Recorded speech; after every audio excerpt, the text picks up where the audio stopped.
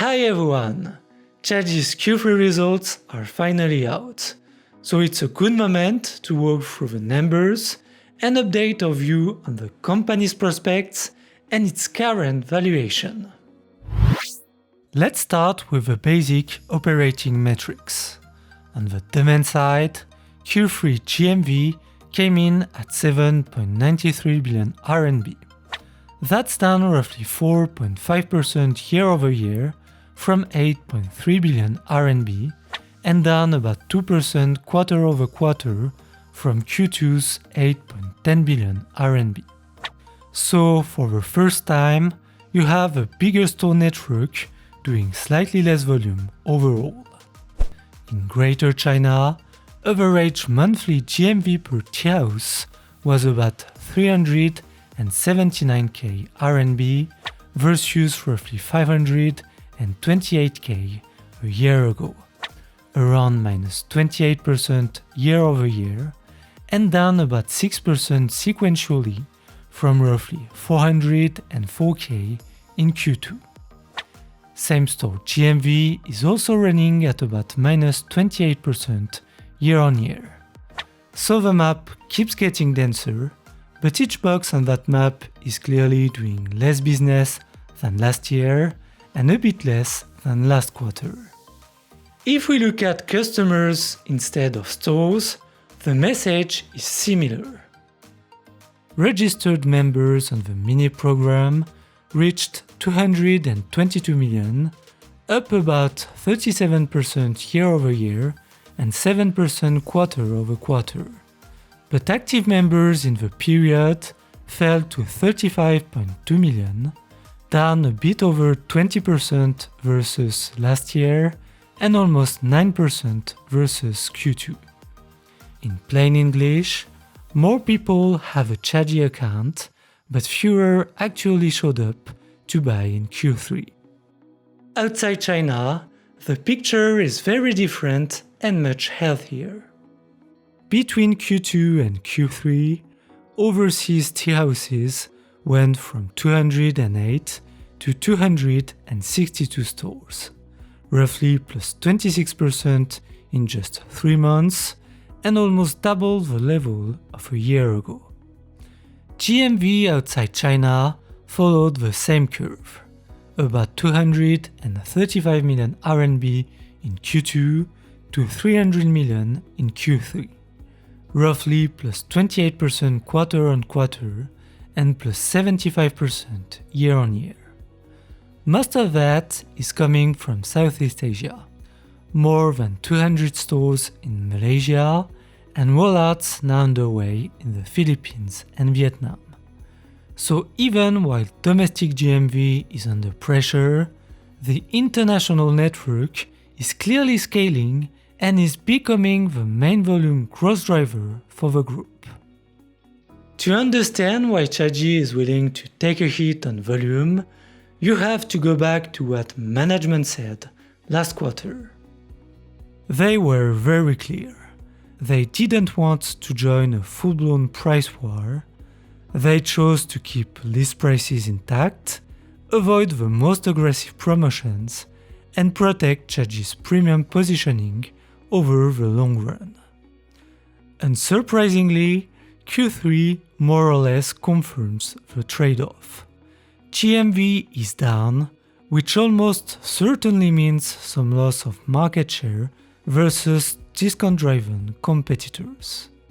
But the real question isn't just did they lose share, it's is this price war actually sustainable and are those share gains from rivals permanent or just rented with subsidies?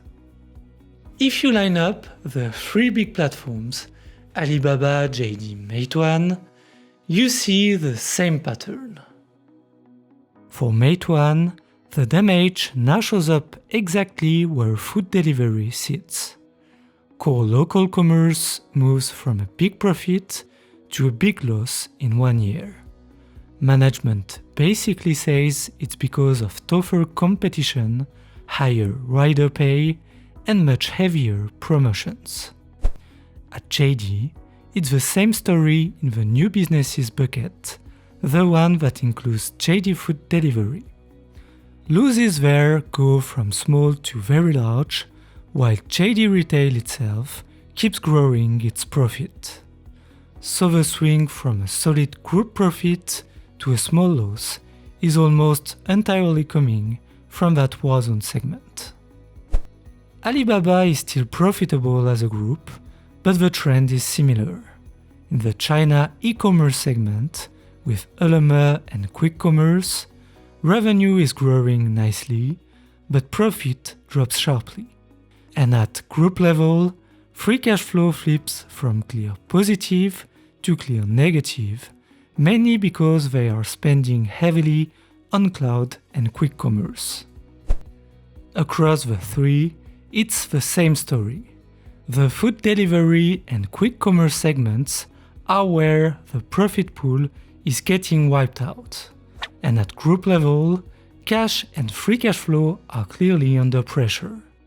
You can't say every RMB of cash burn comes from delivery, but a big chunk of the extra earnings and liquidity is now being recycled into discounts and delivery fees. At some point, this setup has to collide with reality. For Alibaba in particular, it's hard to see how they keep funding a full-on food delivery land grab and heavy AI and cloud investment at the same time. Sooner or later, they will have to focus on businesses that actually earn a return instead of burning cash in food delivery, where everyone subsidies the Chinese consumer and entry-level drinks end up almost free after promos.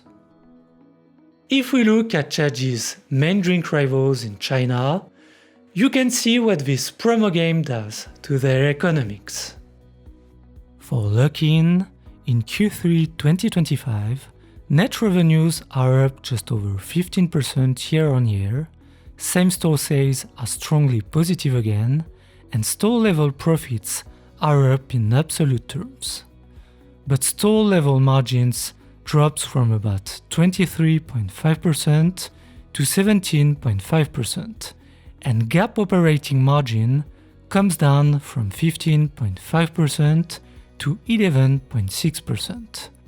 So they sold a lot more cups, but each cup is less profitable. Mixue is almost the opposite story.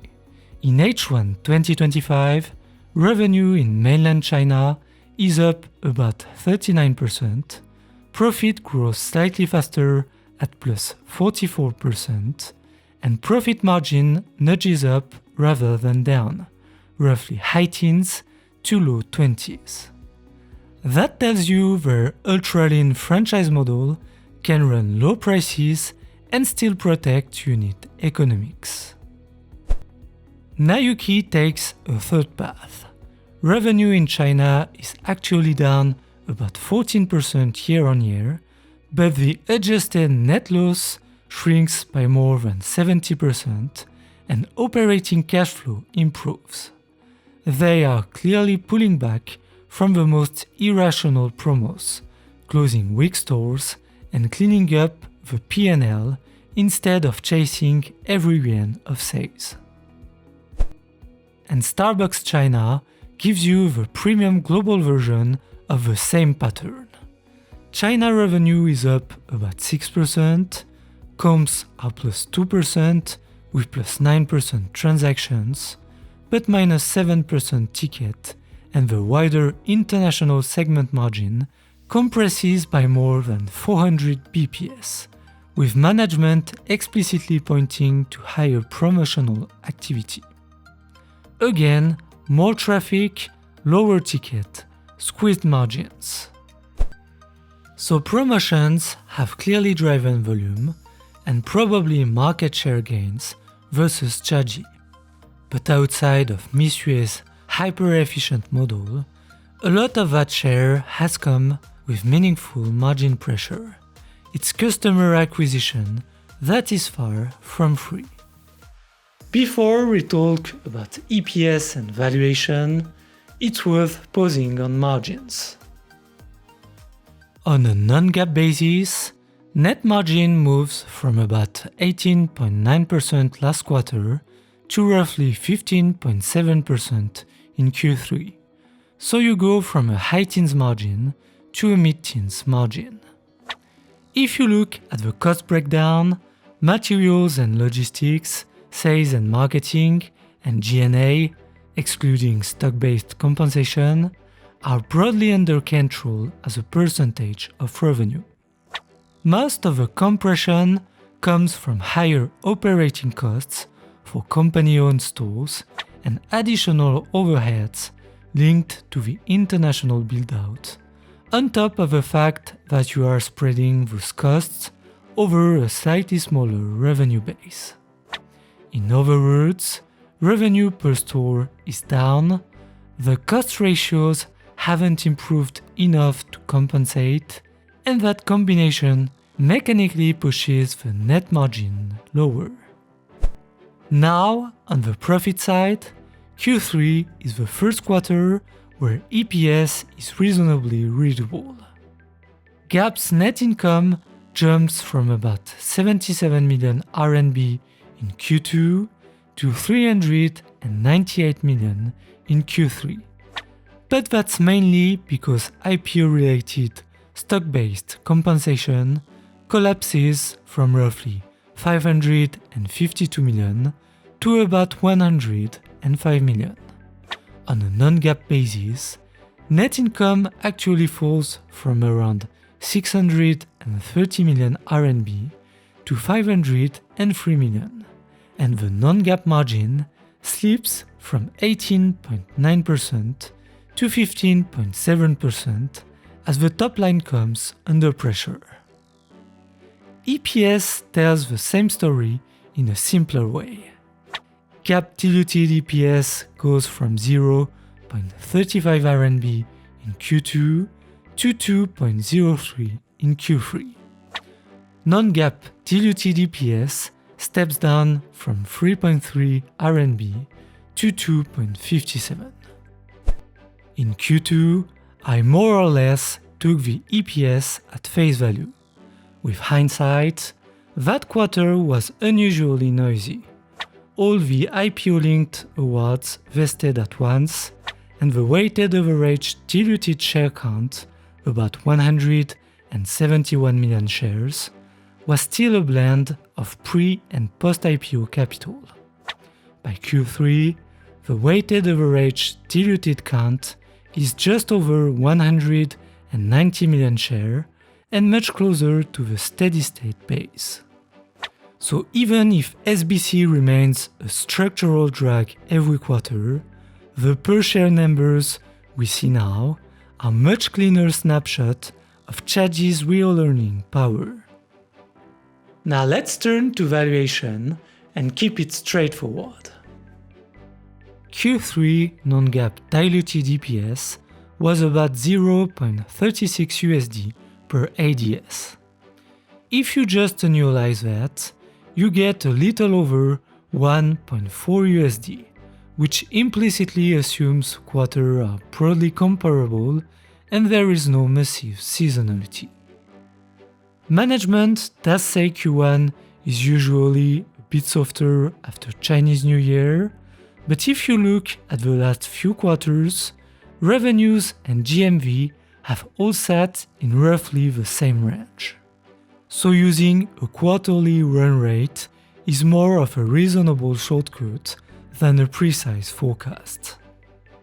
In a restrictive scenario where total GMV still falls by around 10% over the next 12 months, margins stay broadly stable, and stock-based compensation dilutes the share count by roughly 2% per quarter for 4 quarters, so about 8% more shares in a year, that run rate EPS will drop to roughly 1.2 USD. The key assumption here is that this heavy dilution phase only lasts for those 4 quarters. After that, the working hypothesis is that a gradual recovery in GMV and earnings broadly offset any remaining SBC drag, so EPS can start growing again instead of being permanently eaten away by new shares. At roughly 13.5 USD per ADS, that works out to about 11.3 times earnings on this restrictive case. To wrap up, here is how I see the balance of positives and negatives after Q3. First, even if everyone can see that China is a tough environment right now, the number of tea houses in Greater China is still rising. With a mostly franchised model, that means new franchisees are still putting in their own capital and making a multi-year bet on the brand. Second, outside China, things look much better. The overseas network and GMV are growing fast from a low base, especially in Southeast Asia, so you are not just betting on a China recovery, you are slowly building a more diversified business. Third, the current price war looks more like a temporary blow-up than a new normal. Platforms and competitors are burning a lot of profit and cash to fund discounts, which makes it more likely that pricing eventually normalizes and a premium player like Chagee can stabilize volumes without trashing its positioning. And finally, on valuation, the stock doesn't look demanding. On the restrictive scenario I've just outlined, you're paying about 11.3x what is essentially a depressed earnings run rate. On the other hand, there are some clear downside points. First, the core domestic metrics are all moving the wrong way. Per store GMV, same store growth, and active members are under pressure, and management is guiding for at least one more tough quarter. So you shouldn't expect a clean turn in the numbers right away. Second, competitors are buying market share with heavy promotions and subsidies. They crush their own margins, but they also make life harder for a premium brand that wants to hold price. Chagee is almost certainly losing some share in the meantime, even if part of that share is only rented. Third, stock-based compensation is high and, by management's own words, will stay a meaningful and possibly growing part of the cost base. Shareholders have to live with ongoing dilution while the business is no longer in hypergrowth. That's one of the main structural drawbacks. Fourth, the capital committed to North America is still hard to justify on the numbers. There's a heavyweight US leadership team, but only a tiny store base. For now, it looks more like overhead and storytelling than a proven growth engine. Fifth, investor communication is weak. The Q3 call had few, very soft questions despite the big share price drop, and coverage is still very local. And finally, the board has just declared a special cash dividend only a few months after the IPO. Positively, it can help rebuild confidence and shows alignment by returning cash, but a one-off payout of about 14% of a cash pile so soon after listing also suggests Chagee doesn't see many high-conviction reinvestment opportunities at attractive returns right now. Thanks for watching this deep dive until the end. If you found it useful, feel free to like, subscribe, and share.